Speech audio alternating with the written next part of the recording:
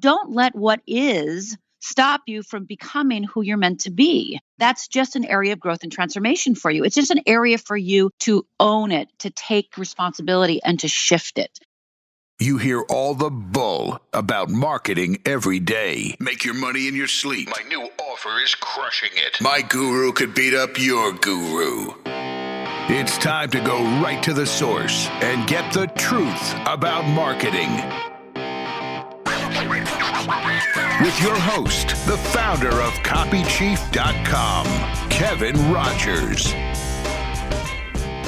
Hey, welcome back to The Truth About Marketing, the show where you get to go deep with the real doers in the business and find out what they're doing in their marketing to make a big difference in their business and in a lot of lives of the people that they reach out and help the most. My guest today is someone who has helped millions of people deal with one of the most daunting issues, problems, circumstances that you can have in your life. And it's something that I think a lot of us have and don't even recognize as something we need to deal with directly. She's also a lot of fun.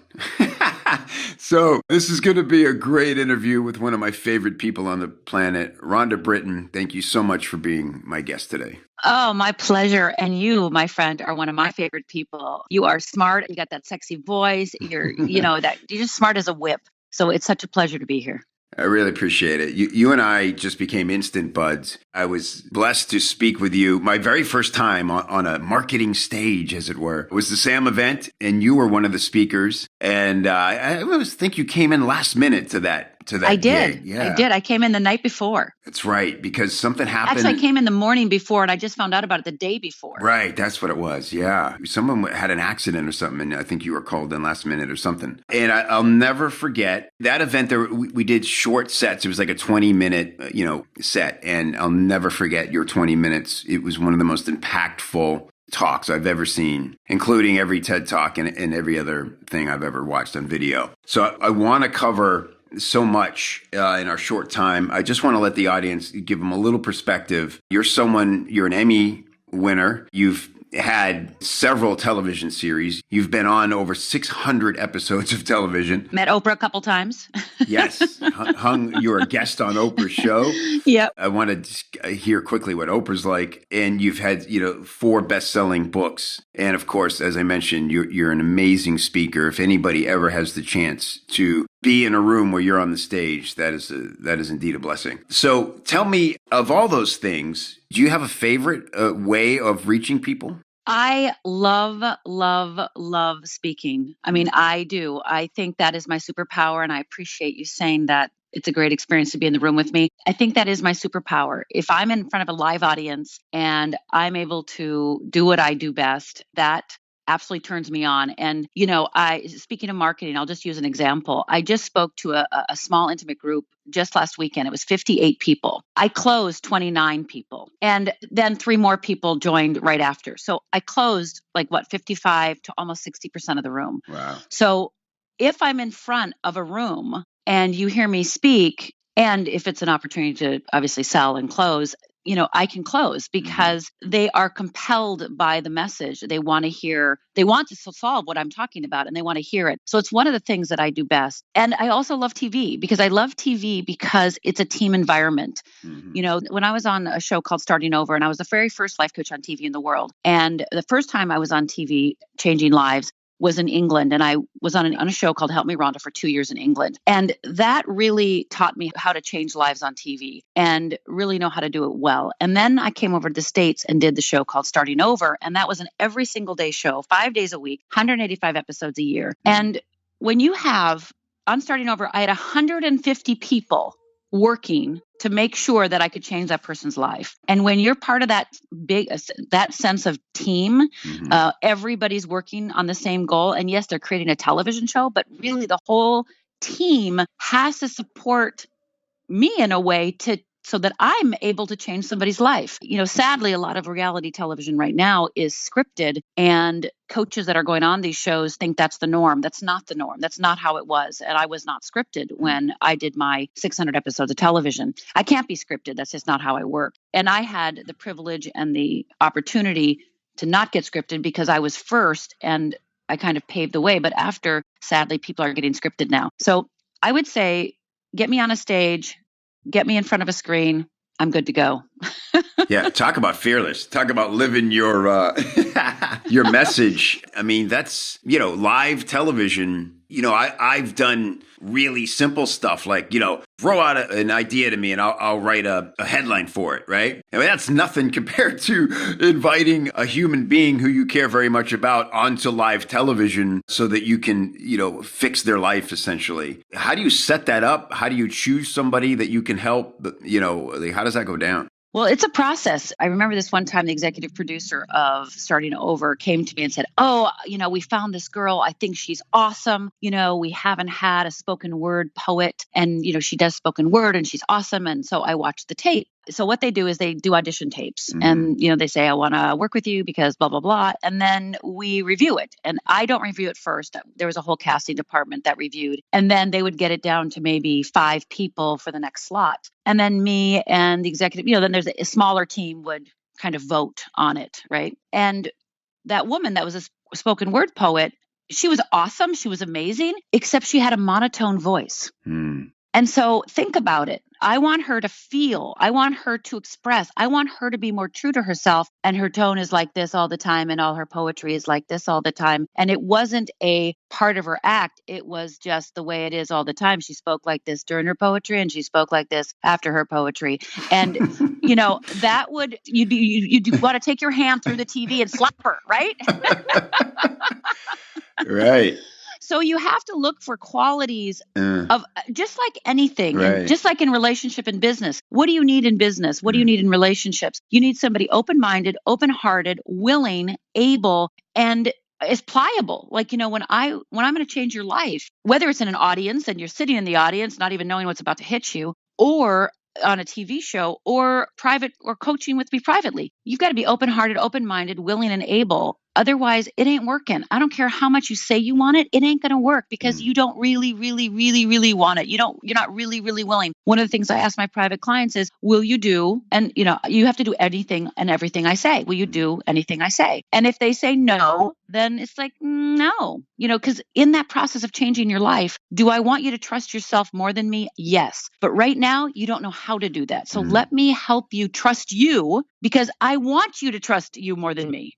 Right? Yeah. Right. But in the beginning, they're not trusting anything and anybody. Right. And they're confusing trust with standing for themselves, or they're confusing trust, with knowing what they want. Yeah, not so much. No, that's not what it is. Now, let's talk about, I got to go back for a second because that's fascinating you said about the monotone voice. I think about it made me think of my kids. And they're, let's say, I hate to label them like this, but, they're not academically driven, is how I like to put it. They do fine, but they're not in the special programs and and so, but I tell them, I say, look, character and personality wins the day. It wins the day, right? Totally wins the day. You could be the smartest person in the world, but if you're dry and uninteresting and unable to read people and react to people and engage with people, it's going to be challenging. That's right. You're going to need someone in your life who can do that and can balance that out. So I guess my question is, in a case where someone like this woman happened to have this monotone thing, she wanted to work with you, but is it the kind of thing where it's like, is the fact that she has this monotone voice only a problem for television? Yeah, it's only a problem for television because we needed a particular type of person. Right. Now, if she came to me privately and she says, I want to build my, spoken word business. I want to blow it out of the water. I'm like, groovy, let's do it. And I would work with her privately on her voice. And I probably would maybe send her to a voice coach. Who knows? Maybe I'd have her start singing, right? Maybe I'd have her start doing word poems while she was doing jumping jacks. I don't know what I would do depending on, what we would do, but I'd shake her up. Yeah. And because her voice was I knew that it would take a longer bit of time because she had some other things going on that it was not a good use of television time. Yeah. Is a thing like being monotone indicative of a way that fear is affecting your life? Oh, absolutely. Mm-hmm. Absolutely. We are feeling beings. I know we want to say that we make decisions based on thinking, but anybody that knows the basics of marketing, we know that everything is done based on feelings. So your feelings, your emotional life is not only captured in your body, it's captured in your words, it's captured in your tone, right? How many times do we hear a voice and we think to ourselves, oh my God, that girl is still 12 years old, right? She hasn't grown up, right? She Right. still has that Yeah. voice, like, Right. or somebody who's speaking like, and other people are speaking really loud, right? Yeah. And so vocal quality and tone is one of the first ways we experience you as a human being. Right. So we forget that. And I know it's one of the reasons people don't do video or they don't do, Right. podcasts and stuff because they're afraid of their voice, but that can be changed. So don't let what is stop you from becoming who you're meant to be. That's just an area of growth and transformation for you. It's just an area for you to own it, to take responsibility and to shift it. So marketing is learned. You can make YouTube videos. You can do radio. You can do podcasts. I mean, that's the thing. People come to me, Kevin, and say, I want to be on TV. I go, why? You have something called YouTube. Right. I want to have my own radio show. Really? There's something called podcasting. Right. The internet is the great equalizer. Anybody can have a quote unquote TV show. Anybody, quote unquote, can have a radio show. Right. And you just have to learn how to do it better. Yeah. And, it's no joke. I heard this amazing statistics. The top 5 influencers of teens are all YouTube stars. I know. Wow. It's just amazing, isn't it? I mean, so that just goes to show that the trend is only going to continue and get bigger. And, and also everybody's, cutting the cord. Have you heard this? Getting rid of cable or satellite television. And it's like, my kids just go to YouTube for entertainment now. And I'm like, I have no use for this anymore because I don't really watch TV. And it's true. And if you can get past these, you got to get out of your comfort zone. And you also have to be realistic, I guess, right? It's like, I think you do. I think you have to know your superpower. Are you better in voice, i.e. podcasting? Are you good on camera? Then you get to do videos. If you're a writer, write. I mean, there's no wrong platform. There's just a platform that's meant for you. And it's where you like to spend your time. If you don't like to spend your time there, you won't do it. Right.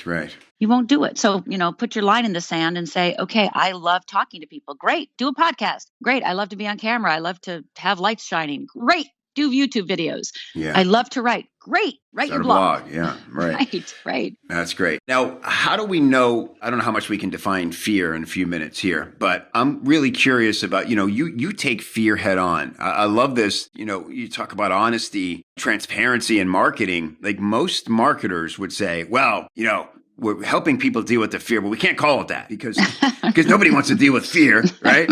And fear is that's a negative term. Well, there's some truth to that and untruth to that, right? It depends on how awake the person is. Depends on what level of client you want, how awake they are, right? But I would say that, my business is first and foremost to wake people up to fear because most people do walk around, thinking they're procrastinators or they're overwhelmed or they're anxious people or, they label themselves something to keep them the designated patient. They label themselves to keep them kind of victimized by this trait of theirs, right? So what I do, the very first thing I do when I work with somebody or go to any of my videos or anything on my site is, the first thing I do is ask you a test because most people do not walk around saying I'm afraid or I'm scared. They're just not in touch with it. So, on one level, marketers are right. People do not admit they're afraid, right? So what I have to do in the world of fearless living, because that's what I am doing head on, is I actually read a list and I ask people to, say, do they do any of these things? Like, do you complain? Do you compare? Do you manipulate? Do you get defensive? Do you get, annoyed? Are you a perfectionist? Do you procrastinate? And as I do this huge list of words, and it's a big giant list, I would say that when I'm in a live event or when I'm teaching a class, I would say most people do 70 to 80% of them on a regular basis. And then the next thing I always say is that's all fear-based. You don't procrastinate unless there's a fear underneath. You're not a perfectionist unless you have a fear underneath. You don't compare, unless there's some fear underneath. And again, I'm very versed in neuroscience. And my philosophy is I can talk neuroscience all I want because there's a lot of books now on neuroscience and it's awesome. But, I can tell you all about how the brain works. I could tell you what's going on inside of you, which is nice information, but that still doesn't tell you what to do when you're fighting with your mate, right? Like I can tell you it's your amygdala, right? But that does not help you. That does not help you, right?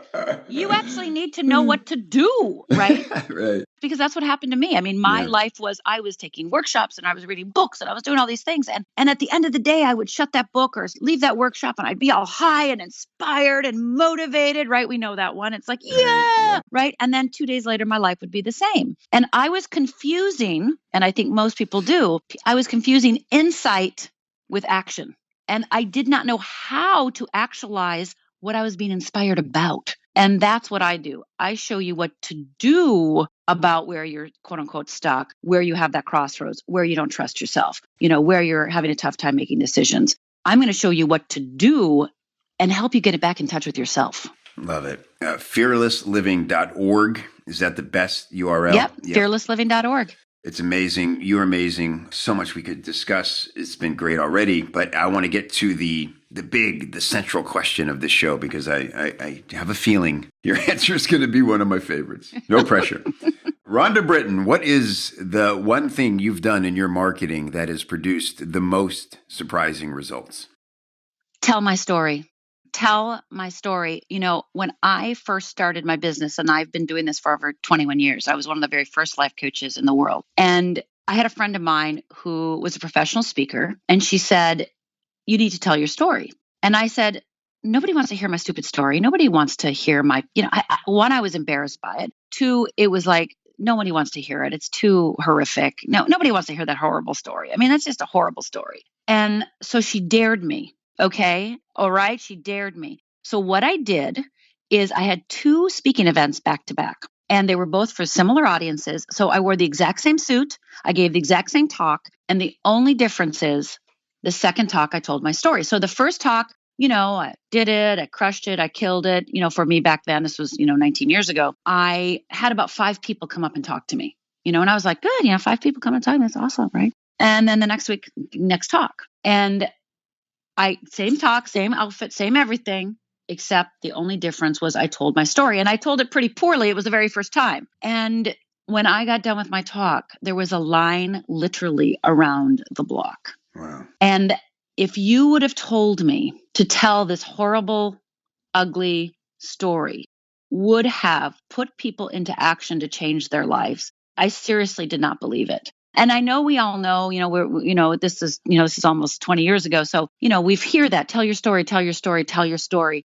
But I'm serious, tell your story. And don't tell the little baby one. I mean, there's some speakers out there that are telling these, like, oh, this thing, I broke a nail. It's like, no, no, I don't want to hear the break the nail story. I want the gut story. I want the guts and heart story, because that tells me what kind of person you are, what you did to get through it. And don't gloss over it. Tell me how hard it was. Tell me, because then I trust you and I believe you. I mean, I think that's what happens for me is I get trust right away from many people, because they're like, holy crapola, she got through that. If she got through that, then what the heck? Right. How can she not help me with what I'm dealing with, no matter what it is, whether it's tiny in comparison or huge? Sure, I've shared your story with more people as an example of why it's important to share your story than anyone else's in the world. The opening line of your story, Rhonda, is just, I'll never forget when you spoke it from stage. You could just hear a pin drop. It was like one of those needle scratches on the record, and just everybody just went, whoa. And it just takes such bravery. And for you, I mean, you've been telling it now, I guess, 19 years, but I can only imagine the amount of courage it took to tell it that first time. Could you just give me that? Well, I invite you to tell as much of the story as you feel is relevant for this, but I just wanted that opening line of the story is just a stunner. Well, sometimes I change my opening, so I don't know what's going in your head. But I usually, many times, say fear is a killer. Mm-hmm. Fear is a killer. It kills your dreams. It kills your relationships. It kills your hopes. In a flash, it killed my parents. It almost killed me. Mm-hmm. And that's one of the things I say. But other times I'll basically, let me just share it a little bit, and you can tell me the line that really impacted you if you remember. I do. So, when I tell my story, and again, I've gotten better at it in 19 years. But how I tell it now is I talk about the typical day on Father's Day, because that's the day it happened. And it was Father's Day, and I was 14 years old, and my father was coming over to take us to brunch. And then I go through a little bit of that day, how I was helping my mother with her hair, her blue eyeshadow. And, my father came in and asked me what coat he should wear. And this coat was this tan Naugahyde leisure suit coat. And, and I talk about how I was helping my mother, take down her hair. But wait, let me tell you this part. My mother, I don't know if you remember this, the beehive hairdo. Do you remember beehive hairdos, I Kevin? sure do, yes. And so in the story, I talk about how I was in the room helping my mother get ready with her blue eyeshadow and her rose-colored lipstick and then the beehive hairdo. And, she didn't go to a hairstylist. She didn't go to a hair guru. She went to a beautician. And every Friday, between Friday and Friday appointments, my mother would take a roll of toilet paper and wrap her head. And so imagine my father slept next to a roll of toilet paper for 20 years. And so I say, I don't know if that has anything to do with why they're getting divorced, but, so I helped my mother take down her toilet paper. My father's going out to the car to get his Naugahyde leisure suit coat. And I start walking out to the car with my mother. My two sisters are fighting it out in the bathroom. And as I walk outside, I notice my father hasn't grabbed a coat, but he's grabbed a gun. And he starts screaming, "You made me do this. You made me do this." And he fires at my mother. And I start screaming, "What are you doing, Dad? What are you doing?" And he cocks the gun and he points it at me. And I absolutely think I'm next. And I blink and my father blinks. And the next thing I know, my mother, with her very last breath, sees my father with that gun in my face and screams, "No, don't." And my father, realizing my mother is alive, takes that gun and shoots my mother a second time. And that second bullet goes through my mother's abdomen, out her back, and lands in the car horn. And for the next 20 minutes, all I hear is, and then my father comes running over next to me, puts the gun to his head and fires. In 2 minutes, I was the sole witness of watching my father murder my mother and commit suicide. And I don't know what you would do in that moment, but this is what I did. I blame myself. I mean, I didn't kick my father. I didn't grab the gun. I didn't say anything magical and lyrical to get him to stop. I didn't jump in front of my mother. That's the least I could have done, is jump in front of my mother, for God's sake. But I didn't do that. And for the next 20 years, I tried to kill myself 3 times. I became an alcoholic. And it wasn't until that third suicide attempt that I realized something. I realized I'm not good at killing myself and I better figure out another way. And from there, I really move into the tools that I use. And another thing that I do with my story is I don't tell it until I'm a 2/3 of the way through my talk, because when I tried to tell it when I told it in the very beginning, I told it early on, and the audience would be so shocked and they wouldn't know if I'm okay or not. So they would, it's almost like I would put them in post-traumatic stress, right? Right. They'd be having a PSD. So I learned that they have to know I'm okay. So 2/3 of my talk, I'm just sharing fearless tools, right? I'm doing my keynote. And then 2/3 in, I tell it, but they already trust me and know me, and they see I'm okay, right? They see they say I'm smart and okay, and I'm alive and I'm fine. So when I tell the story, they can handle it better. They can process it better. And I still have people walk out sometimes because it's too much, and they come up to me afterwards and say, "Oh my God, this happened. Something similar happened to me," or, "I tried to kill myself," or, there are people in the audience that are deeply wounded by suicide, murder, or just wanting to die, right? Or alcoholism, that it brings up a lot of pain for them. And I know that. So I'm here for them. I'll talk to anybody afterwards for as long as they need to in order to support them to get to the other side. Whew. Thank you for sharing that. I'm sure no matter how many times you tell it, it's not just a bit. No, it's not a bit. Not a bit. And it's just I can hear the emotion every time you tell it. To me, it speaks to your dedication to really helping people. I mean, clearly this is a calling for you. You needed to discover what it was going to take to save your own life. That's right. And you had one of the best excuses I've ever heard for going through a lot of, traumatic living. Yeah, I always say, like, if you saw me on the edge of the, like in a gutter with a bottle of alcohol, nobody would go, "What happened to her?" They would say, right. What happened to her, right? They wouldn't ask. They would just know, and nobody would question it. Right. Right? They would be like, "Well, of course she's an alcoholic sitting in the gutter," you know? What else could it be? Right. Yeah. Yeah, of course. Of course that's going to happen. And I've met people who have had the same thing happen to their family. You know, a father killed the mother killed the father. Some, the spouse stayed alive who had the gun, and some died themselves. And it's shocking, but most of them have never dealt with it. Yeah. And I can't imagine how hard life must be when you're not dealing with the hardest thing that you've gone through, you know, in your life. And we all have to face the thing that's haunting us. We all have to face our secrets. We all have to do that. Yeah, and there's sure no playbook for that one. You know, and I think this, you know, what you do is so important, not only for the millions of people you've helped through your speaking and all your television, certainly the thousands you've helped directly, but all those people who hear a story about someone who was, like you said, in the gutter alcoholic, and next time they see somebody in the gutter might go, I wonder what happened, rather than just passing judgment or making assumptions, because there is a story behind every one of those problems. Wow. So, okay, back to the marketing show. So what happens now? By the way, I love that you really did like a case study, wore the same outfit, right? Like really wanted to you literally A/B split test whether it was the story or not. I did.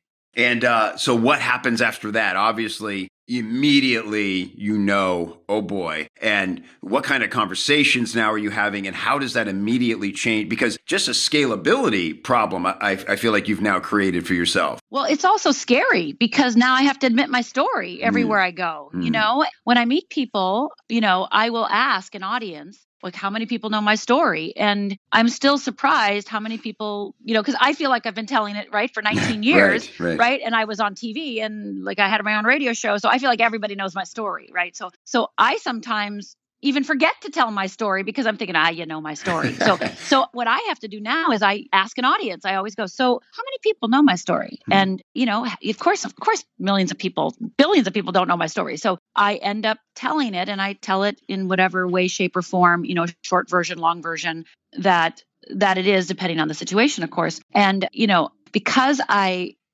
really tell it and it's not a gimmick, because I think that's also what you brought up, is I don't do it from a place of like, I have now found my hook. I found my hook, right? And made it perfect, right? That's not how I think of it at all. I think it's a bridge between me and their desires and their soul and their heart and the work I do and what I've done. And it helps people know that I see them and that nothing that's happened to them in their entire life will be shocking to me.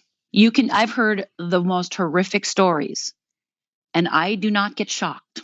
And I think most people are so afraid of their stories and so afraid of their secrets and so afraid of what they're ashamed of that they actually think they're going to shock, you know, the audience or them, you know, other people. So it's why they don't tell them. So I think I'm somebody that can hear anything and stay with you, right? And never leave you. And that is in itself, if we never talk again ever in the history of our lives, your life has changed because I am right with you.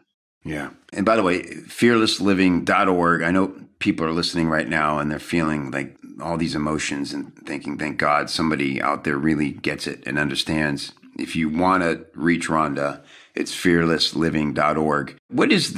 Is there a one most typical path people take to healing through your teaching, Rhonda? I know you have courses, they could see you speak, there is coaching. Is it for certain types of people just easier to start with the course so they can, you know, kind of tiptoe into dealing with this? Well, I mean, just to go back a little bit, is that every single person has fear. It's part of our neurological biology. So nobody's getting away from fear. Yeah. Nobody. So what happens though is, you know, most of us don't know what's happening while it's happening. We can't identify fear soon enough. So then we go into self-blame and shame and, you know, just beat ourselves up. And I would say 99.9999% of all that is fear-based. And so once you start seeing how it's related to fear, what happens is the shame goes away, the beating yourself up goes away, and the self-blame goes away because you see it for what it is, not what fear is making you believe in your mind. So there is not a person on the planet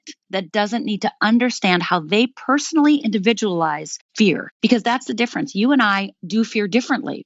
So that is what I teach. I teach how I show you and teach you how to work with your fear that's yours. And you might have a fear that you're worthless. And, Sally might have a fear of failure. And George might have a fear of, being inadequate and, worthless. So, I mean, and I have my biggest fear is loser. And so we have these different fears and they show up differently for you. And so my course is not cookie cutter. My book is not cookie cutter. So, Right.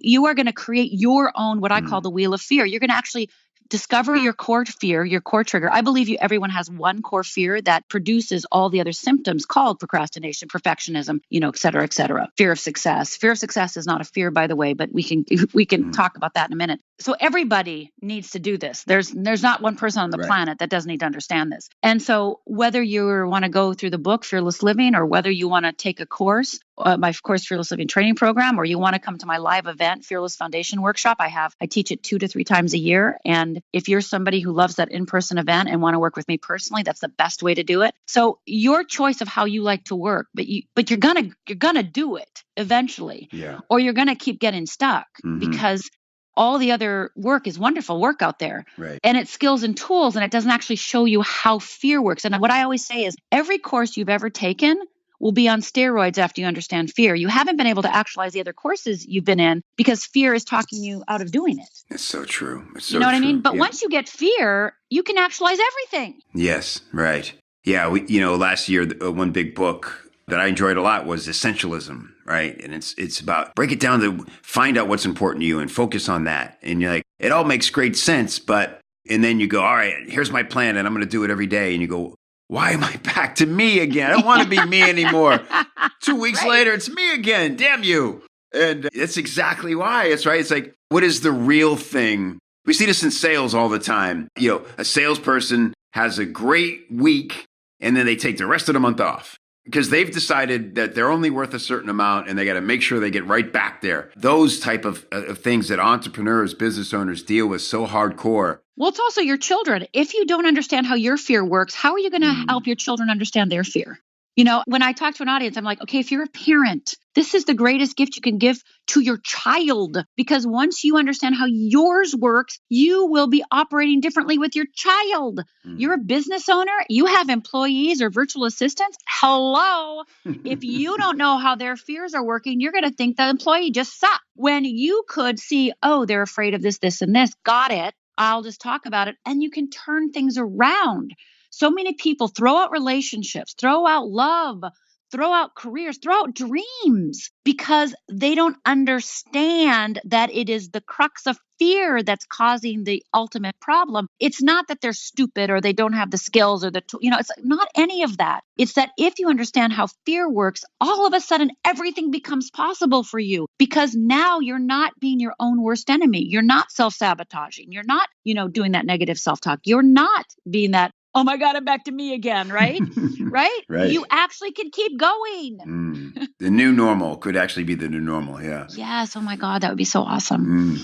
Wow. Well, Rhonda, thank you so much for doing this. And I know how valuable your time is. And just the work you do is, what can I say? You're one of those people. It could be so easy for you to not want to hear everyone's most horrific story. But you do it not only with care and love, but you remain a happy person. And to me, that is the most amazing example of what's possible. You're one of the fun people I know to be around every time I talk to you. And I know you deal with real stuff. It's not an act like we talked about, but you really have found, how to handle fear and more importantly, how to teach other people how to do it. So, always happy to support you any way I can. I'm just one of your biggest fans in the world. Thank you, Kevin. It is such an honor. And I do feel like the work that I get to do is an honor. And my whole life was for this purpose. And it is a complete honor and privilege that people trust me to allow me, little Rhonda Wheaton, who's now Rhonda Britten, little Rhonda Wheaton from, upper Michigan and upper Minnesota, who grew up in a little tiny town with very, very middle class upbringing, that I get to do this? Like, what? This is amazing. This is such a, wow. I wake up every day going, wow, I get to be me today. And that's how I want everyone to feel. I want them to wake up going, I get to be me today. I get to be Sally today. I get to be Jeff today. I get to be Kevin today again. Wow. wow, I get to be me again. Because that's really what it gets down to, right? The happiness of getting to be who we are. What a joy. So thank you, Kevin. I so appreciate it. And thank you for all you do. I adore you. Thank you so much, Rhonda. Rhonda Britten, once again, it's fearlessliving.org. Go there, get in front of Rhonda, read her books. And like she said, again, this is not marketing. This is truth. Everybody needs this. If you're wondering why all the stuff you've tried isn't sticking, it's fear. And so please visit Rhonda's site at fearlessliving.org and see what you can do about it. Thank you so much for listening. Please come see me at copychief.com for more episodes of this podcast and all kinds of cool tips and tricks for improving your marketing and helping spread your message throughout the world. Talk to you next time. Hey, thanks again for listening to the Truth About Marketing podcast. If you like this show and you think other people would like this show, the best way to spread the word is by reviewing and rating the show in iTunes. Just log in, click review, leave a big old fat 5-star review, and let everybody know that you dig the show so that they can dig it too. To get all the links and resources we mentioned on today's episode, please go to copychief.com/TAM, as in Truth About Marketing. And if you'd like to learn more about how you can improve your sales copy with templates, formulas, coaching, feedback, or hiring a pro, do all that on the inside of the members area of copychief.com, and I will look for you there. Thanks for listening. We'll see you next time.